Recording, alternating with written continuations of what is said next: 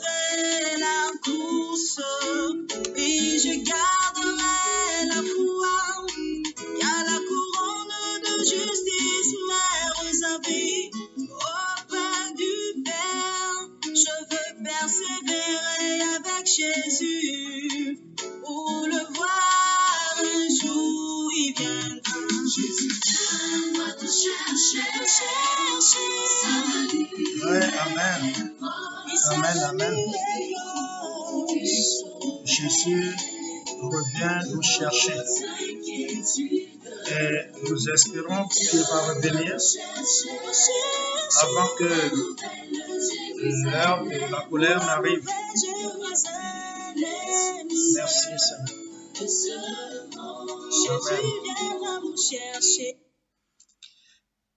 Amen. Amen. Chères auditrices, chers auditeurs,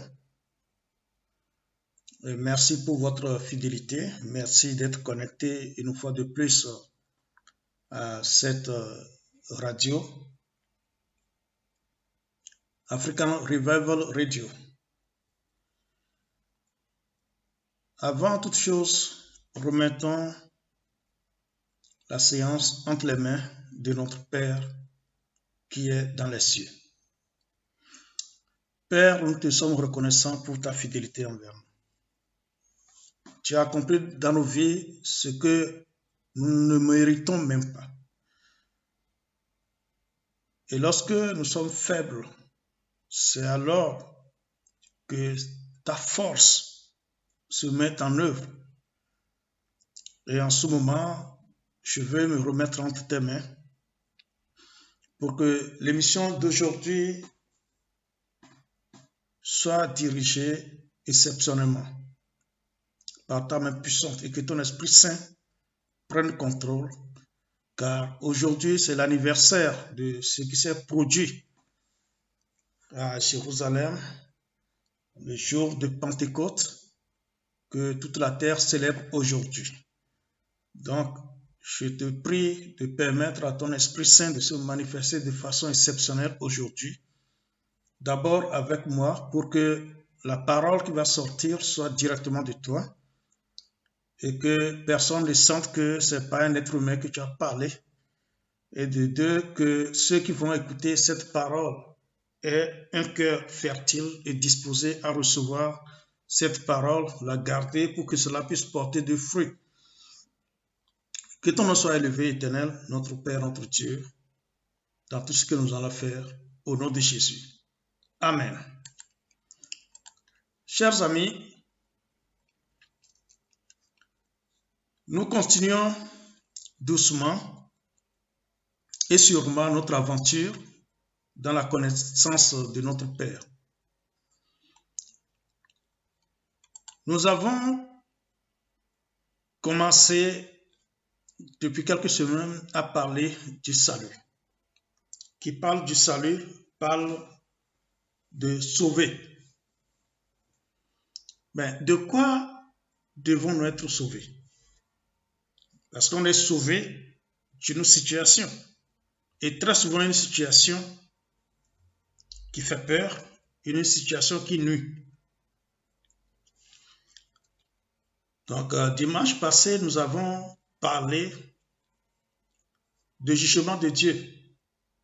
C'est-à-dire que nous devons être sauvés du jugement de Dieu qui arrive sur cette terre. Pourquoi Dieu va juger? Nous en parlerons, mais avant cela, nous allons lire des passages qui font allusion à un certain jugement de Dieu. Et après avoir terminé ces lectures, nous verrons à travers les Saintes Écritures pourquoi Dieu est en colère. Parce que pour juger, on juge un coupable. De quoi sommes-nous coupables pour être jugés? Donc nous avons commencé à lire des passages sur le jugement. Et aujourd'hui, nous allons lire un passage qui parle du jugement d'une autre façon.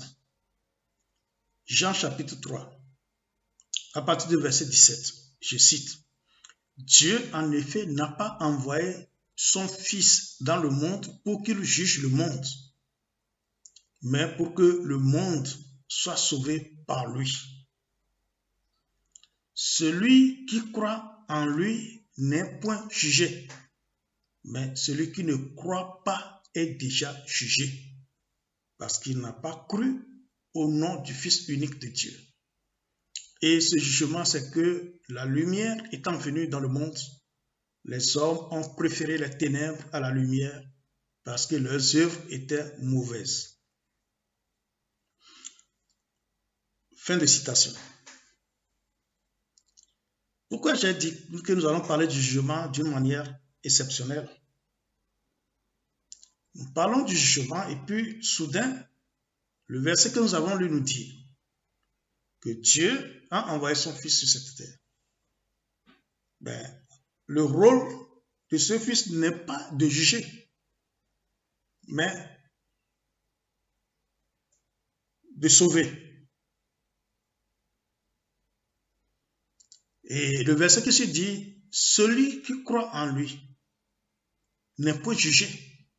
C'est-à-dire que si tu crois en Jésus, si tu crois dans l'œuvre de Jésus, tu n'es plus jugé. Alors, celui qui ne croit pas est déjà jugé. Comment pouvons-nous le comprendre? Lorsqu'on parle de salut, bien de sauver, et on dit celui qui croit n'est plus jugé, nous pouvons, sans trop nous tromper, que le jugement est étroitement lié au salut. Et nous pouvons alors comprendre que le monde est déjà sous le jugement. Et si Dieu envoie quelqu'un pour ne pas juger, mais pour sauver, c'est que la venue de Jésus a pour but de sauver justement de ce jugement, c'est-à-dire empêcher des gens qui sont jugés d'être condamnés. Nous verrons également, peut-être, sinon d'autres personnes qui lisent la Bible savent, la Bible dit que Jésus est notre avocat. Le rôle de l'avocat, c'est quoi? C'est de défendre. Défendre celui qui est digne de jugement et qui est, ou alors digne d'être condamné. L'avocat peut le défendre. Soit il réduit sa peine ou il le blanchit complètement. Dans le cas d'espèce, Dieu envoie Jésus sur terre. Son rôle est de sauver et non de juger. Donc lui ne vient pas mettre de l'huile sur le feu, mais il vient éteindre le feu. Il vient calmer la colère de Dieu. Et nous verrons à travers les Écritures comment cela s'est produit. Maintenant, celui qui tourne le dos et qui ne regarde pas la main tendue de Dieu, la Bible dit, il est déjà jugé. Ça dit que, franchement, Jésus ne vient pas juger. Il n'est pas venu pour ça. Sa venue, il est venu comme un avocat. Si tu te mets de son côté, il te défendra. Mais si tu ne te mets pas de son côté, lui ne te juge pas. C'est que toi qui es déjà jugé. Donc tu es déjà dedans. En clair, l'humanité tout entière est déjà jugée. L'humanité tout entière est déjà sous le poids du jugement.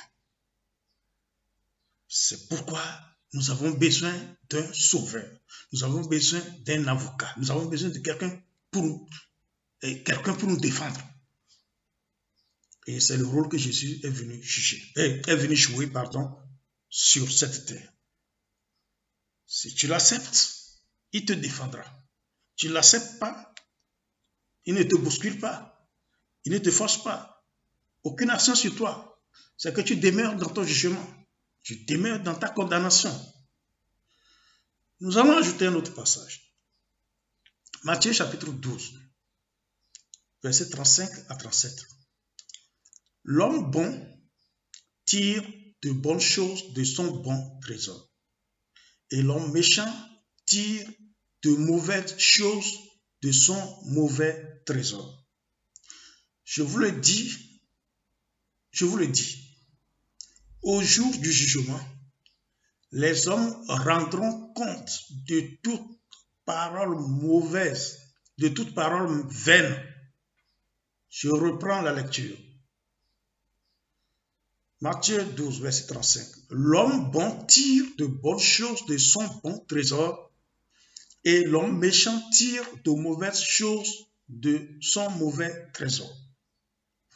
Je vous le dis, au jour du jugement, les hommes rendront compte de toute parole vaine qu'ils auront proférée, car par tes paroles tu seras justifié et par tes paroles tu seras condamné. Ici encore, on nous parle de jugement. Et de quel jugement nous parle-t-on? On dit que les hommes rendront compte de toute parole, c'est-à-dire tout ce qui sort de ta bouche, tout ce que tu dis, tu vas en rendre compte. Tu vas en rendre compte. Et si ton trésor est mauvais, ce qui va sortir de toi ne sera que mauvais. Et c'est quoi ton trésor qui peut être bon ou mauvais? Est-il que la conclusion c'est que car par tes paroles tu seras justifié et par tes paroles tu seras condamné. Là encore, on parle de jugement, on parle ici de condamnation. Tu seras purement et simplement condamné selon la parole qui sort de ta bouche, et selon ce que tu confesses. Lorsque nous lisons Ecclésiaste chapitre 12,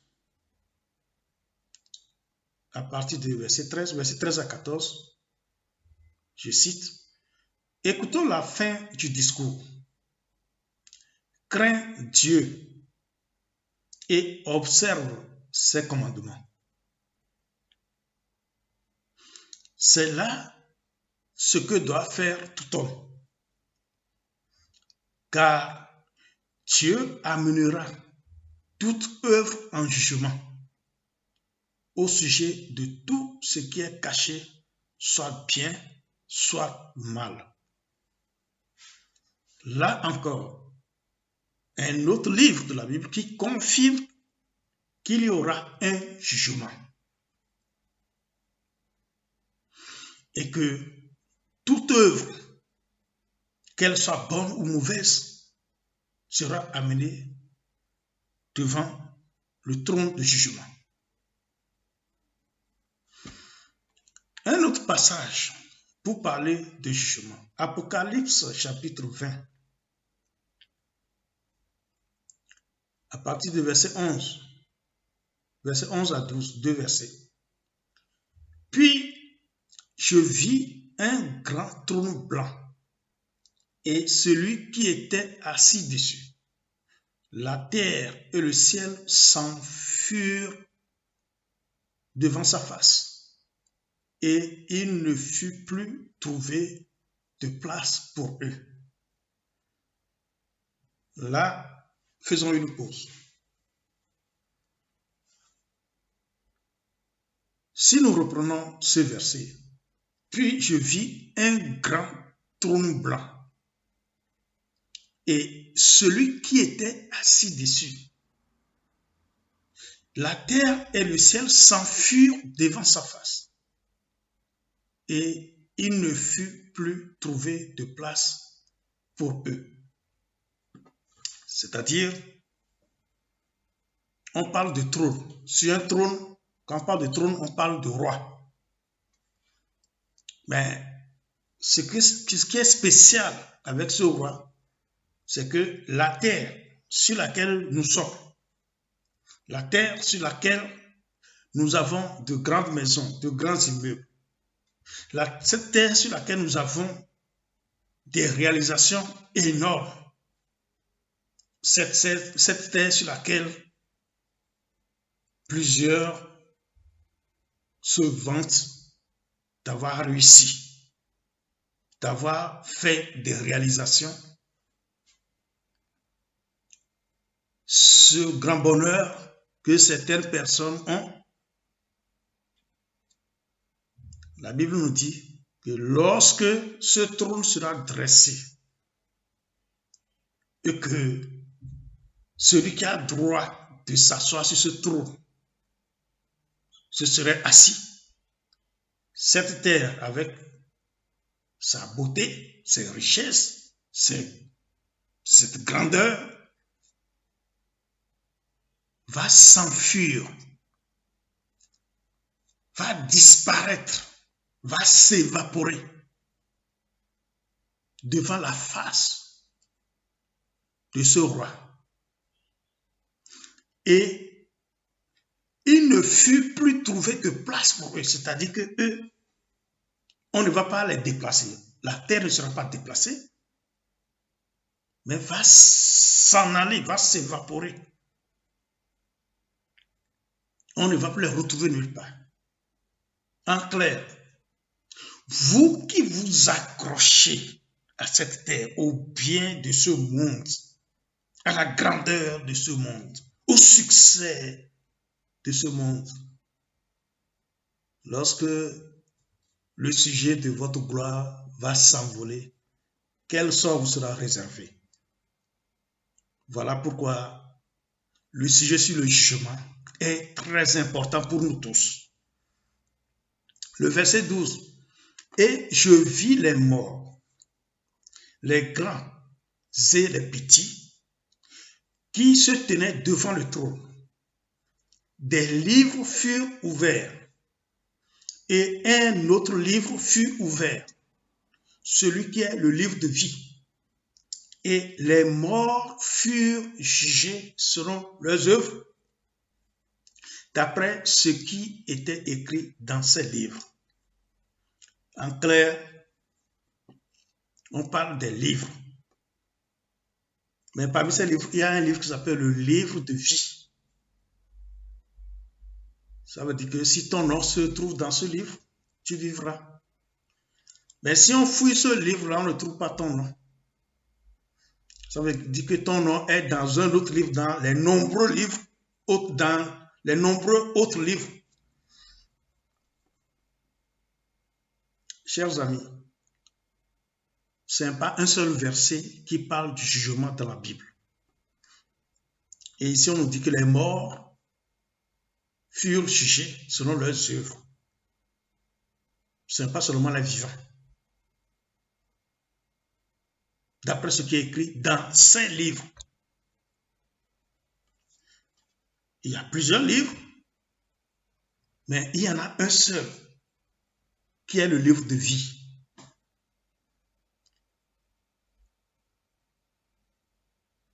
Réfléchissons à toute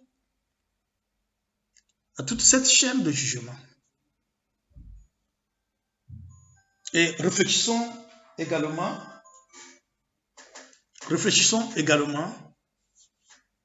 sur ce livre de vie.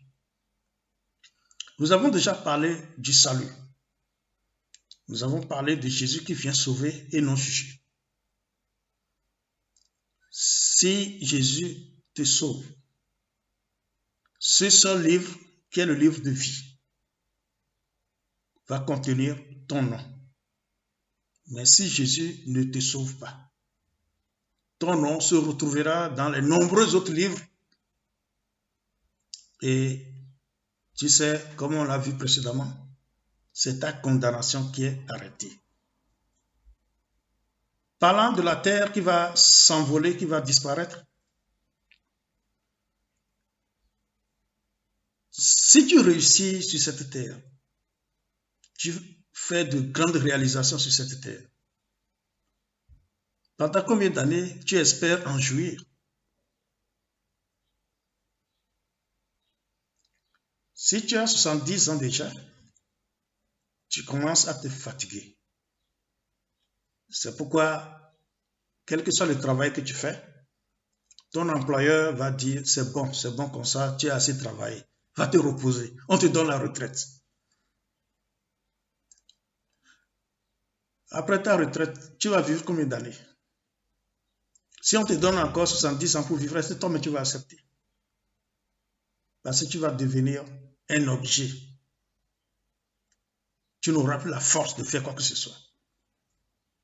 Et ça, ce n'est pas une vie. Pourquoi, pendant que tu es encore sur terre, sur pied, tu as encore de l'énergie, pourquoi ne vas-tu pas penser à une vie meilleure? Pourquoi ne vas-tu pas réfléchir pour voir dans quelle mesure ton nom va se retrouver dans le livre de vie? Le choix t'appartient. Nous allons ajouter un autre passage, toujours dans le livre de l'Apocalypse, chapitre 21, versets 7 à 8. Celui qui vaincra héritera ces choses. Je serai son Dieu et il sera mon fils. Si nous nous arrêtons à ça, ça veut dire qu'il y aura un défi pour celui qui veut être sauvé. Il va avoir un défi parce que nous sommes sur terre, cette terre qui va s'en aller. Et cette terre a un grand maître, cette terre a un patron qui règle les choses, les affaires.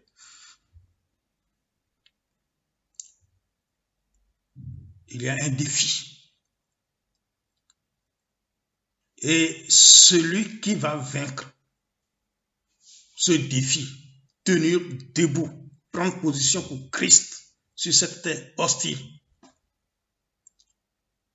et lui dit qu'il va hériter ces choses. Il sera son Dieu.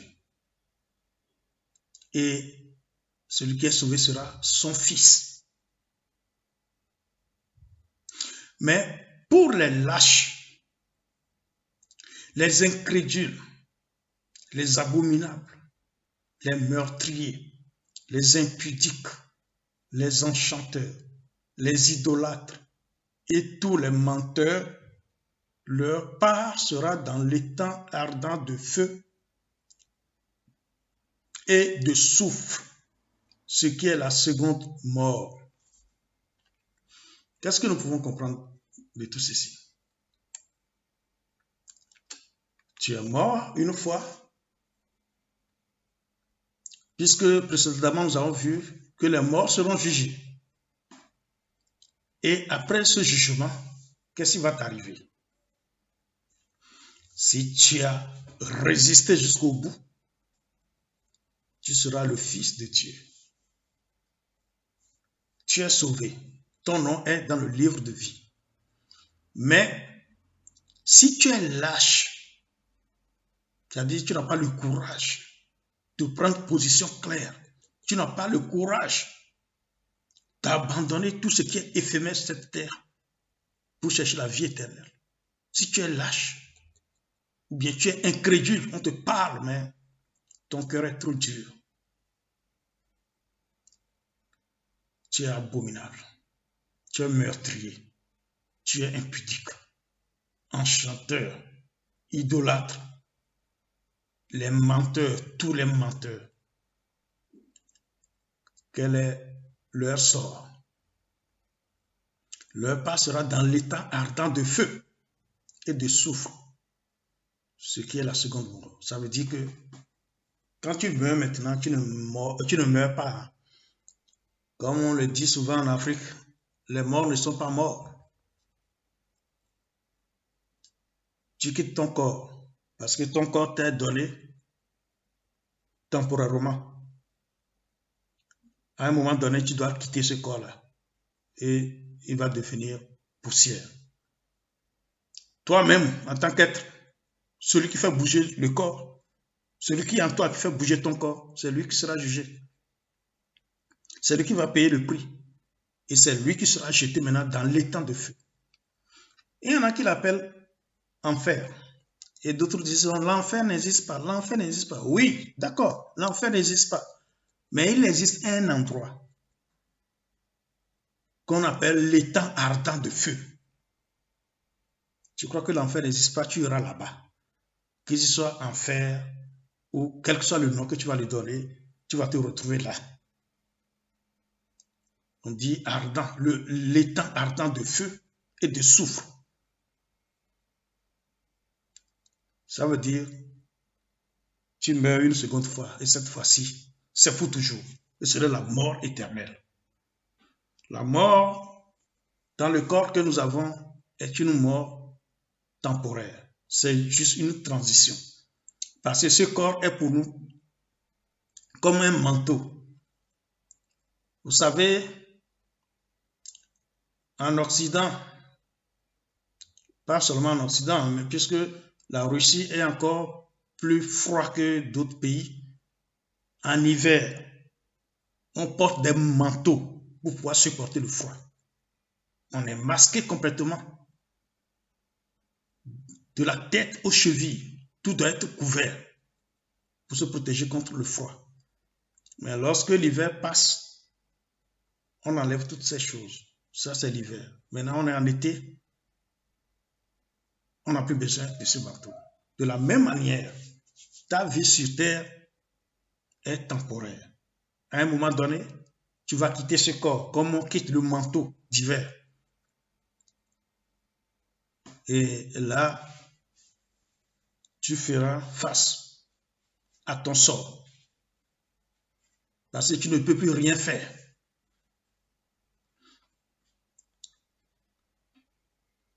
Nous avons vu que Dieu a prévu juger le monde. Mais qu'il nous laisse le choix d'y échapper. Avant de voir comment échapper au jugement de Dieu, voyons comment Dieu juge. Puisqu'on a parlé de jugement, toute forme de jugement, oui. Mais Dieu commence d'abord le jugement sur cette terre. Pour certaines personnes, mais pour d'autres, c'est encore devant. Depuis que Jésus est venu, Dieu n'intervient pas directement pour juger. C'est le prince de ce monde qui manipule les hommes comme il veut, comme bon lui semble. Le jugement de Dieu n'a pas encore commencé. Nous allons voir quelques exemples de jugement.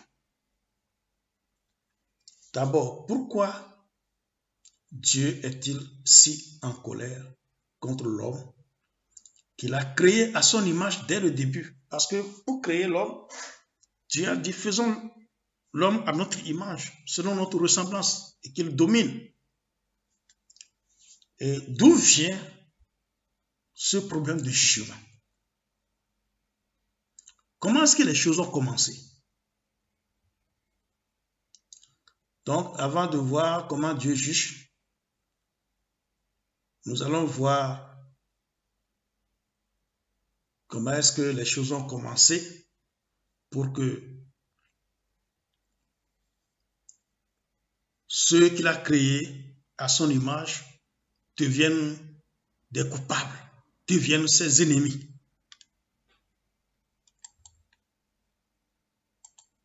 C'est le début de la compréhension de ce mystère qui entoure le jugement, où on nous dit telle personne sera jugée, tel autre n'est pas jugé, tel autre est déjà jugé. Que s'est-il passé? D'abord, lorsque Dieu a créé l'homme, il lui a donné des instructions.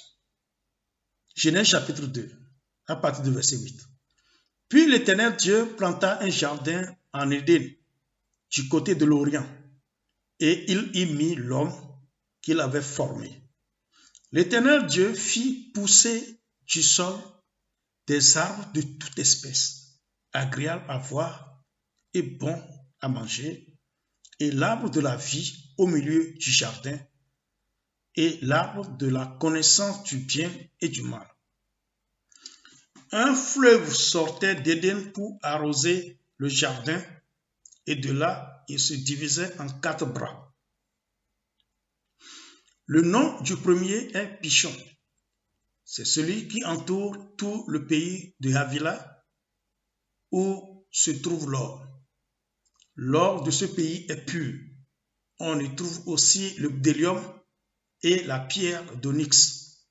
Le nom du second fleuve est Gihon.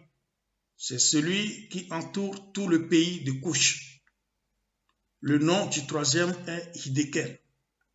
C'est celui qui coule à l'orient de l'Assyrie. Le quatrième fleuve, c'est l'Euphrate. L'Éternel Dieu prit l'homme et le plaça dans le jardin d'Éden pour le cultiver et pour le garder. L'Éternel Dieu donna cet ordre à l'homme. Avant d'aller plus loin, réfléchissons un peu sur ce que nous avons déjà lu. La Bible nous dit clairement que Dieu a planté un jardin. Et il a confié à l'homme. Dans ce jardin, il y avait l'arbre qui produit le fruit de la vie. On l'appelle l'arbre de la vie. Et là, il y a encore un autre qui est l'arbre de la connaissance du bien et du mal. Donc, on nous signale deux arbres importants dans ce jardin. Ensuite, on nous parle d'un fleuve qui sortait de ce jardin pour arroser tout le jardin. Et ce fleuve s'est divisé en 4 bras. On a cité des noms. Mais le 4e fleuve existe toujours.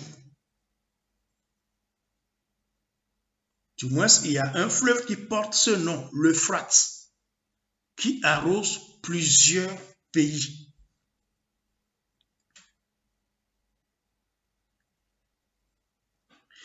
Ensuite,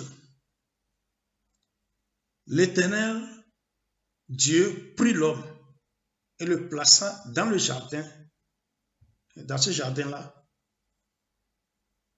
pour le cultiver et le garder. Donc, l'homme avait là une responsabilité. Il cultive le jardin, il garde le jardin, c'est-à-dire il protège le jardin et il en devient le propriétaire.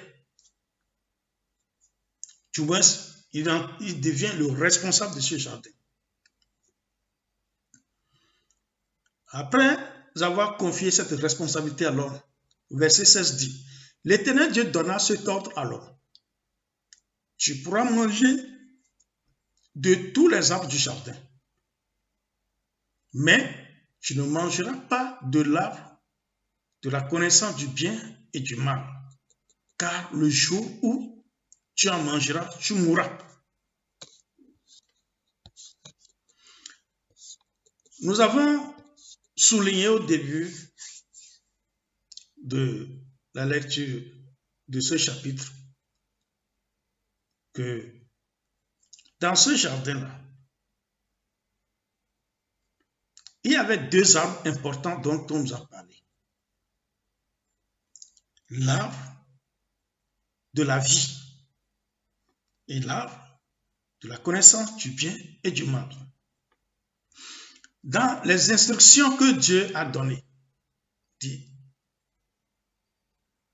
il dit à l'homme, d'abord, il lui donne une permission, une autorisation. Il dit, tu pourras manger de tous les arbres du jardin. Ça veut dire quoi? Ça veut dire tout ce qui est permis, tout ce qui est autorisé, du moins tout ce qui n'est pas interdit est autorisé. Tout ce qui n'est pas interdit est permis. Ce qui veut dire que l'homme pouvait manger le fruit de l'arbre de la vie. Qu'est-ce qui est interdit? Il dit, mais tu ne mangeras pas de l'arbre de la connaissance du bien et du mal. Et ce n'est pas seulement une interdiction, il y a une conséquence, car le jour où tu en mangeras, tu mourras. L'ordre est ferme et les conséquences aussi sont connues. Mais là, il y avait aussi l'arbre de la vie. L'homme pouvait manger cet arbre-là. Il ne l'a pas mangé. Bon, nous allons voir plus clair. L'Éternel Dieu dit, il n'est pas bon que l'homme soit seul. Je lui ferai une aide semblable à lui. L'Éternel Dieu forma de la terre tous les animaux des champs et tous les oiseaux du ciel, et il les fit venir vers l'homme pour voir comment il les appellerait, et afin que tout être vivant portât le nom que lui donnerait l'homme. Et l'homme donna des noms à tout le bétail, aux oiseaux du ciel et à tous les animaux des champs. Mais pour l'homme, il ne trouva point d'aide semblable à lui. Alors, réfléchissons un peu sur ce que nous venons de lire. Dieu crée. Il a créé l'homme. Il a créé un jardin. Il a placé l'homme dans le jardin pour le cultiver et le garder. Il donne des instructions à l'homme. Il lui dit ce qui est permis et ce qui n'est pas permis. L'homme devait cultiver. Maintenant, Dieu confie une autre responsabilité à l'homme. Tout ce que Dieu a créé, c'est l'homme qui donne des noms. Ça veut dire que l'homme a participé à la création. L'homme n'est pas n'importe qui. Dieu a dit d'abord, faisons l'homme à notre image, selon notre ressemblance, et qu'il domine. Et il lui confie des choses. L'homme avait beaucoup de responsabilités. Cultiver le jardin, le garder, donner les noms à tout ce que Dieu a créé, puisque Dieu a créé les autres choses à partir de la poussière, à partir de la terre. Puisqu'on dit l'Éternel, Dieu forma de la terre tous les animaux. Donc, à partir de la terre, Dieu a formé toutes les autres choses. Mais pour l'homme, c'était différent. Maintenant, l'homme donne les noms à tout ce que Dieu a créé. Donc, l'homme a participé à la création avec Dieu. Mais l'homme n'a pas trouvé, dans tout ce que Dieu a créé, une autre créature qui lui ressemble. C'est alors, verset 21, alors l'Éternel Dieu fit tomber un profond sommeil sur l'homme qui s'endormit. Il prit une de ses côtes et referma la chair à sa place. L'Éternel Dieu forma une femme de la côte qu'il avait prise de l'homme et il l'amena vers l'homme. Et l'homme dit, voici cette fois celle qui est os de mes os et chair de ma chair. On l'appellera femme, parce qu'elle a été prise de l'homme. C'est pourquoi l'homme quittera son père et sa mère, s'attachera à sa femme, et ils deviendront une seule chair. L'homme et la femme étaient tous deux nus, et ils n'en avaient point honte. Ça, c'est très important à souligner. Ils étaient nus. Ça, c'est clair. Mais la seule différence, c'est qu'ils n'avaient pas honte d'être nus. C'est comme les petits enfants qui jouent nus, mais sans se soucier de cette nudité. Ils n'avaient pas honte. C'est comme ça que l'homme et la femme étaient dans le jardin. Retenons également que avant que la femme ne soit créée, l'homme avait reçu ces instructions d'abord. Donc la femme n'était pas encore créée. L'homme a été créé. D'autres choses ont été créées. Les animaux ont été créés. Les bétails, les oiseaux ont été créés.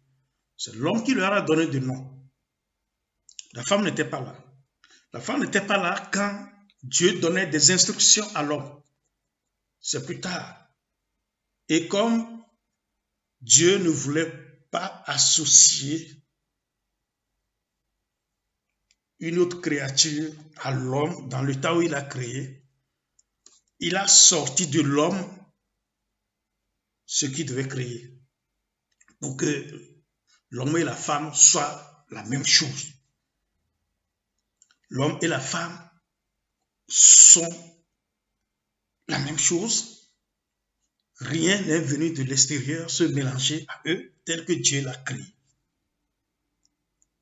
Dieu a donc gardé cette pureté de l'homme pour que l'homme soit l'image que Dieu a voulu qu'il ait.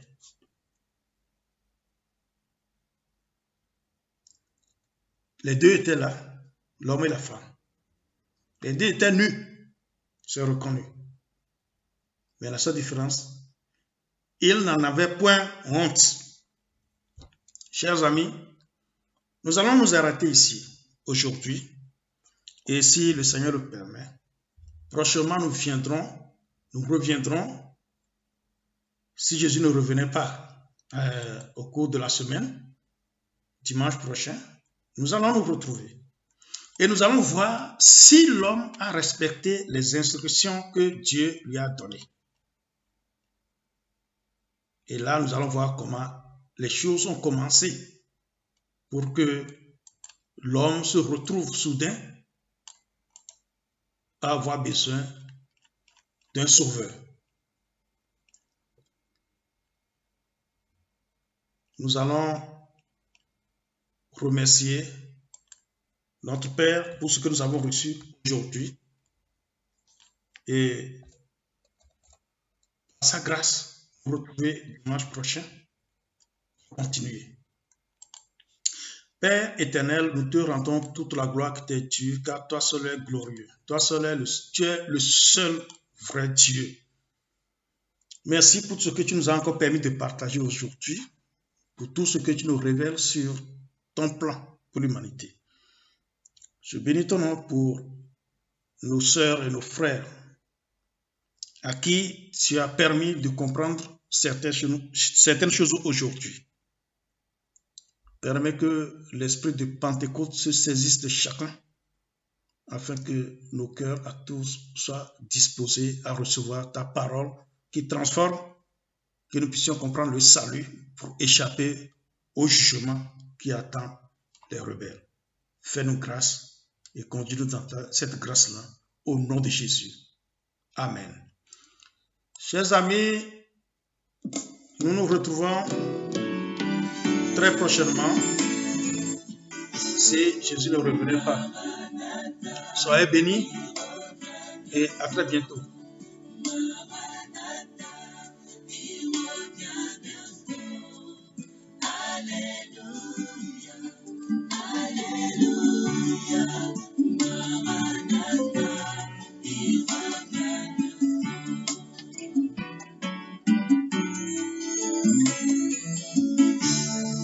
Jésus a dit, je m'en vais au Père, vous préparer une place éternelle. Je reviendrai pour vous prendre, telle est notre espérance en agneau.